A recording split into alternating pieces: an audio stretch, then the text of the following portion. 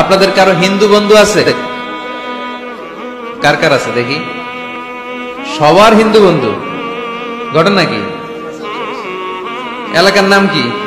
ও দেবদুয়ার। মাশাআল্লাহ, দেবদুয়ার। হিন্দু ভাইদেরকেও আমরা অনেক ভালোবাসি। আজকে এয়ারপোর্টে, ঢাকা এয়ারপোর্টে অনেক লোক আমাকে ঘিরে ধরেছে। সবার কথা হচ্ছে ইউটিউবে হুজুর আপনারা দেখি। আপনারা দেখছেন নাকি ইউটিউবে? দেখেছি তো। এক হিন্দু আসছে, এসে কানে কানে বলে, হুজুর আমি হিন্দু, আমি আপনার আলোচনা শুনি, আমি আপনার সাথে একটা ছবি তুলতে চাই। কেন? বলতেছে এটা স্মৃতি হিসেবে রাখতে চাই। তো এটা আমাদের সৌভাগ্য, ঠিক কিনা? হিন্দুরা যদি আমাদের মাহফিলে আসে, এদেরকে জায়গা করে দিবেন, খাওয়ার ব্যবস্থা করে দিবেন। অনেক আসছে, হ্যাঁ, ভিতরে। আমাদের হিন্দু ভাইদের মধ্যে থেকে কারা কারা আসছেন দেখি তো। আচ্ছা, হাত উঁচু করবে না, তারপরে দুই একজন করে ফেলছে, হাত নামান। হয়েছে হয়েছে, না ওঠানোর দরকার নাই, টানাটানি করার দরকার নাই। আলহামদুলিল্লাহ, অনেক নাকি আসছে হিন্দু। আলহামদুলিল্লাহ, আল্লাহ ভাইদেরকে তুমি ইসলামের জন্য কবুল করো। আমাদের মধ্যে যদি ইসলামের সৌন্দর্য দেখে, তাহলে তারাও কালিমা পড়ে মুসলমান হবে, ঠিক কিনা?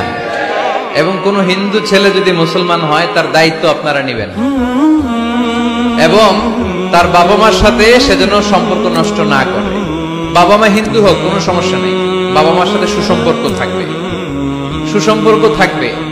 আল্লাহ রাসূল সাল্লাল্লাহু আলাইহি সাল্লামের স্ত্রী আয়েশা রাদিয়াল্লাহু তাআলা আনহুর বোন আসমা, ওনার মা ছিলেন মুশরিকা।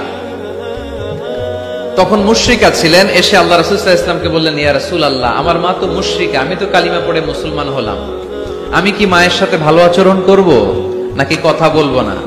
বিষ্ণু সাল্লাল্লাহু আলাইহি ওয়াসাল্লাম বললেন, খবরদার, সিলিহা, হোক মুশরিক হোক কাফের, সে তোমার মা। লাউ কাতা'তা জিলদাক, যদি তোমার চামড়া কেটে মাকে পায়ের জুতা বানিয়ে দাও, ওই যে এক ঢোক দুধ খেয়েছিলা, ওই এক ঢোক দুধের শোধ আদায় হবে না। খবরদার, মায়ের সাথে ভালো আচরণ করো। তো কোন হিন্দু ভাই যদি মুসলমান হন, কোনো অসুবিধা নাই, আপনার আব্বা আম্মার সাথে সুসম্পর্ক রাখবেন, আত্মীয়দের সাথে সুসম্পর্ক রাখবেন। তবে মুসলমানদের মধ্যে থেকে যারা আপনারা পয়সাওয়ালা, ফ্যাক্টরির মালিক, বিজনেসের মালিক, তাকে কর্মসংস্থানের ব্যবস্থা করে দিবেন। We have to extend hour helping hand to him. সাহায্যের হাত বাড়িয়ে দেওয়ার দরকার আছে না নাই? এজন্য তাদেরকে নিয়ে আসবেন বেশি। আমরা চাই আমাদের ইসলামের কথা শুনে, ইসলামের সৌন্দর্য দেখে, বিউটি দেখে তারাও কালিমা পড়ে মুসলমান হোক, ঠিক কিনা? তাদের সাথে প্রথম যেই কথাটা তাদেরকে শোনাবেন, সেই কথাটার নাম হচ্ছে আর রাব্বানিয়া। ইসলাম সম্পর্কে প্রথম যে কথা, ইসলামের প্রথম বৈশিষ্ট্যের নাম হচ্ছে আর রাব্বানিয়া। সবাই বলেন কি নাম? মানে এটা রবের দেয়া ধর্ম। তাকে বুঝাবেন, ভাই তোমরা অনেকের ইবাদত করো, অনেকের পূজা করো, এবং তোমাদের এত এত দেবতা যে অনেকের নামও তোমরা জানো না, ঠিক কিনা? আমাদের হিন্দু ভাইদের মোট দেবতার সংখ্যা কত জানেন?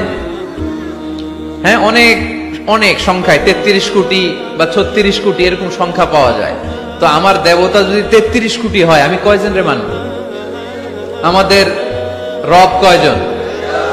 ওনার বিধানগুলো কি আমরা ঠিক মতো মানতে পারি? আমরা বিপদে পড়লে এক আল্লাহর কাছে চাই। রব আর খালিক যদি একজন না হয়ে দুইজন হয়, তিনজন হয়, ওটা ভালো না একজন হইলে ভালো? দুইজন বা তিনজন হইলে মারামারি আছে না নাই? কথা বলেন। এক খোদা বলবে, তুমি আজীবন সকালবেলা পূর্ব দিক থেকে সূর্য উঠাইছো, পশ্চিম দিকে ডুবাইছো, কালকে থেকে আমি উল্টা করব, পশ্চিম দিক থেকে উঠবে পূর্ব দিকে। ধাক্কাধাক্কি আছে না নাই?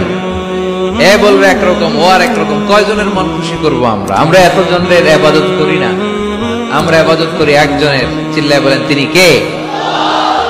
আমরা ঘোষণা দেই, কুল হুয়াল্লাহু আহাদ, আল্লাহুস সামাদ, লাম ইয়ালিদ ওয়া লাম ইউলাদ ওয়া লাম ইয়াকুল লাহু কুফুয়ান আহাদ। পড়েন সুবহানাল্লাহ।